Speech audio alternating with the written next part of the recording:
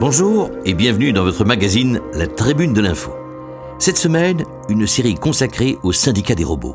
Un syndicat dédié aux travailleurs robotisés auquel s'est intéressé notre reporter Marlène Dulepré. Aujourd'hui, c'est au cœur de l'action que vous emmène Marlène Dulepré. Notre journaliste est allé tendre son micro dans une petite entreprise où travaillent des robots syndiqués. Elle y a fait une rencontre pour le moins mouvementée. Vous allez l'entendre. Direction Marcinelle, où le syndicat des robots est bien implanté. Le syndicat des robots, une série de reportages signés Marlène Dulepré, à écouter en direct ou en podcast dans la Tribune de l'Info.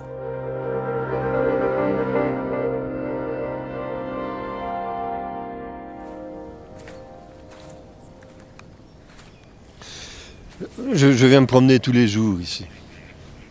Mais j'en ai vraiment besoin.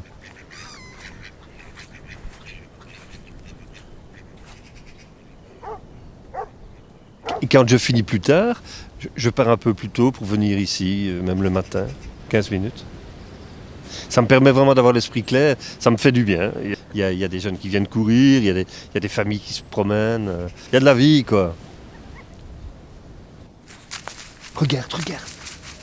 Un écureuil, il est monté là. Si on suit le chemin là-bas, on arrive au bois du Casier. Bon, mon arrière-grand-père, il est mort dans la catastrophe de 1956. On ne peut pas imaginer aujourd'hui, mais il y a tout de même 262 mineurs qui sont morts là-dedans. C'était très dur, quoi. Aujourd'hui, c'est les machines qui vont faire tous les travaux dangereux. Il y a pas longtemps encore, il y a des hommes qui montaient même sur des pylônes. Hein. Il y avait des humains marins, des humains pêcheurs, des humains pilotes d'avion, des bûcherons, des humains militaires, et des humains militaires qui manipulaient même des explosifs. Faut pas oublier tout ça, faut pas oublier. Il y a une époque où ça pouvait être très dangereux de travailler, quoi. Les jeunes aujourd'hui, se rendent pas vraiment compte, hein. Tout est facile, hein. Tout est immédiat. Mais à l'époque, on pensait par nous-mêmes, on pensait pas avec des implants. Ça, c'est un espace de pollinisation publique. C'est ici qu'on a introduit nos premières abeilles. Ah, des abeilles robots, c'est ça ? Oui, c'est ça. C'est ça. En fait, ce sont des abeilles. Ce sont des abeilles, mais elles sont programmées pour apprendre à polliniser. Puisque la pollinisation ne se fait plus de manière naturelle. Tu vois. Évidemment, elles ne font pas de miel. Ça, ce serait le must. Mais c'est de l'artisanat. Le peu qu'on fait, on le fait bien. Aujourd'hui, on estime que la biodiversité est compensée à 40% par du matériel cyber. Des cloportes, des lombrics, plusieurs espèces de vers. On travaille beaucoup avec la macrofaune et sur la macrofaune et sur les écosystèmes, hein, pour lancer des processus de décomposition là où la nature n'a pas tenu le coup.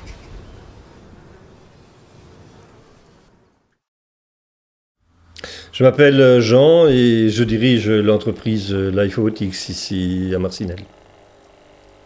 Vous voulez du sucre dans votre café ? Non, merci. L'entreprise, elle existe depuis 75 ans. C'est mon grand-père qui l'a fondée avec 2 de ses amis en 2021 au bioparc de Charleroi.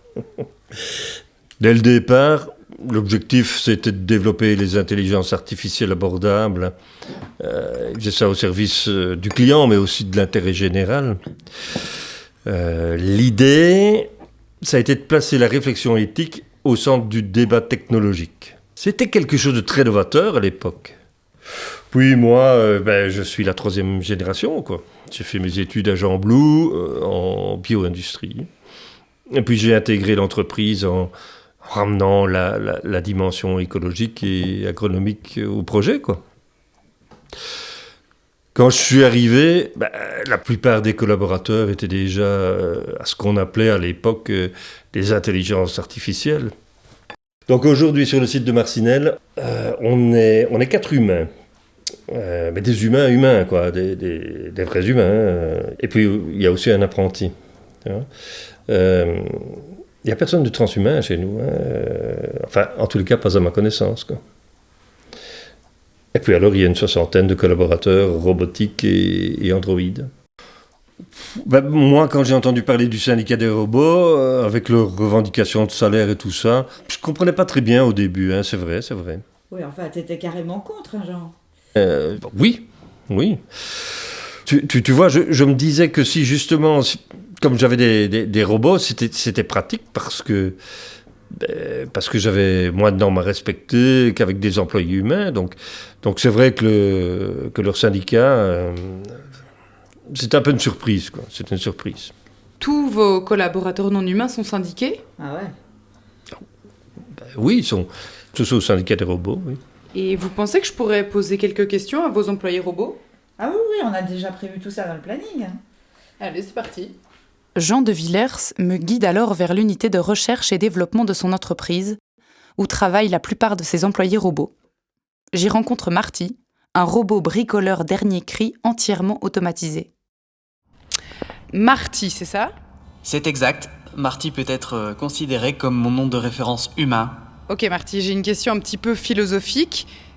Est-ce que vous vous sentez libre? Je suis une entité autonome, je prends des choix sans en référer constamment à mes supérieurs humains, donc je suis libre. Je suis un robot, j'ai été créé pour servir et contenter les humains, donc je ne suis pas libre. Marty, vous êtes membre du syndicat des robots, c'est ça? Oui, depuis 2095. Et vous trouvez ça important? Le syndicat des robots veille sur tous les robots. En échange, les robots protègent le syndicat des robots. Oui d'accord, mais est-ce que vous êtes satisfait du syndicat? Les robots sont satisfaits du syndicat des robots. Et vous Marty? Vous, personnellement, vous vous sentez bien représenté? Chez les robots, il n'y a pas de sentiment personnel, nous puisons nos connaissances dans des bases de données collectivisées. La race robotique est donc par essence une race collective. La race robotique? Le peuple robotique, si vous préférez. Et vous pensez que les humains pourraient vouloir du mal au peuple robotique pour qu'ils doivent se constituer en syndicat? Seulement par négligence, les humains commettent des négligences. Les robots ne commettent pas de négligence.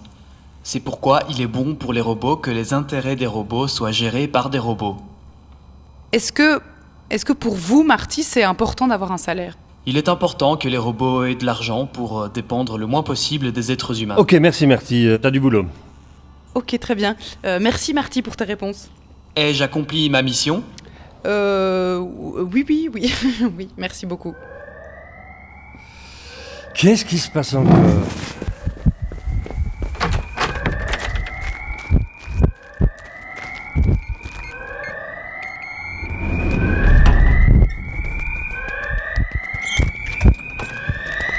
Bon, Nico, qu'est-ce qui se passe? XF1 et XF2 sont stoppés, je comprends pas pourquoi. T'as vérifié les niveaux? Ouais, tout semble ok.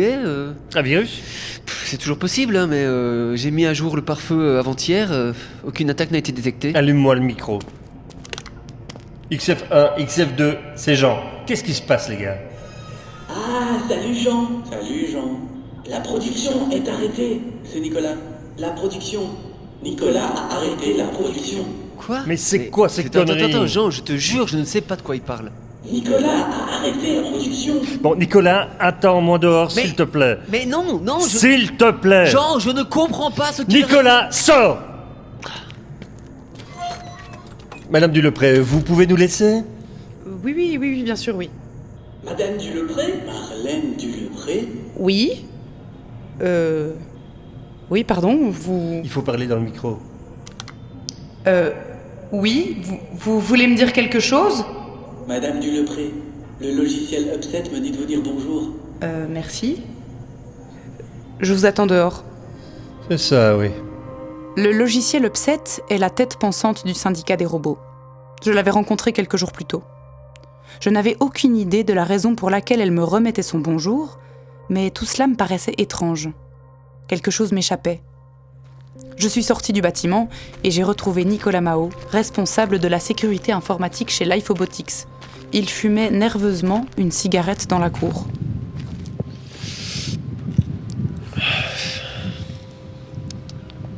Je comprends pas ce qui s'est passé.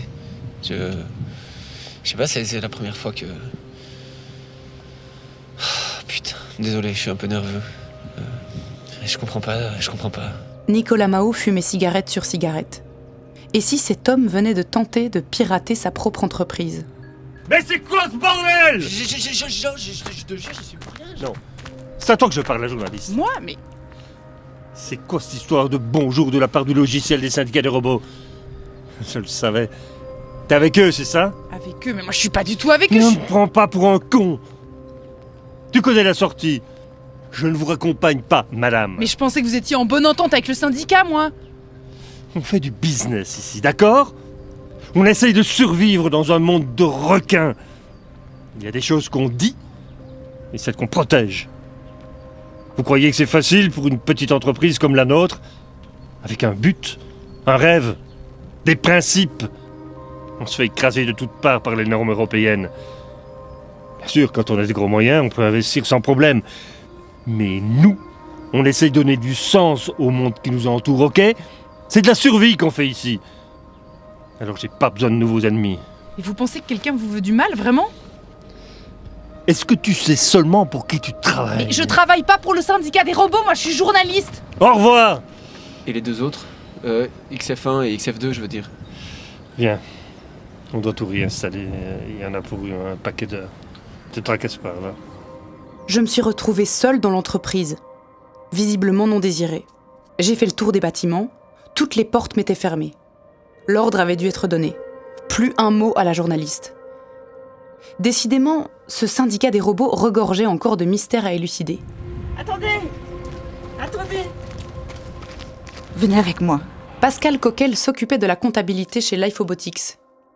Nous nous étions rencontrés à mon arrivée dans l'entreprise. Toujours pas de sucre? Non merci, non. Noir comme mon âme, comme on dit. Ah ben au moins vous avez une âme. Hein.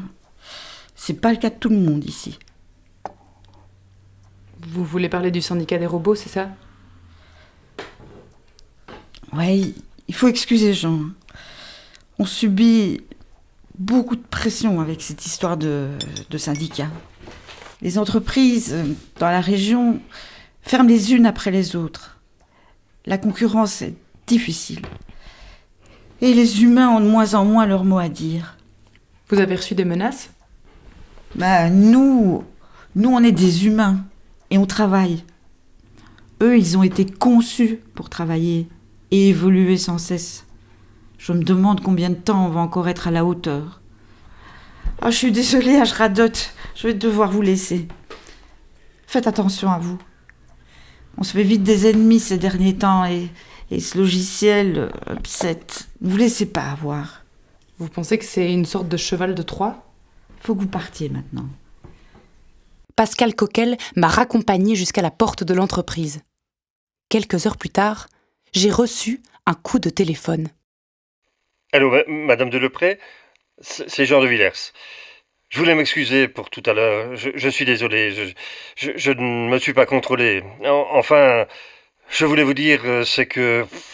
Voilà. J'aime beaucoup le syndicat des robots et j'en suis très satisfait. Il est très important pour mon entreprise et... Oui, vraiment, j'en suis très satisfait. Voilà. Vive le syndicat des robots. Voilà. C'est tout, je pense. Et ne revenez plus, s'il vous plaît. Merci. Bonne soirée, madame. Le syndicat des robots, une idée originale de Marc Wathieu. Maxime Wathieu, réalisation, prise de son, mixage, musique et écriture. Patrick Michel, écriture, réalisation et mise en scène.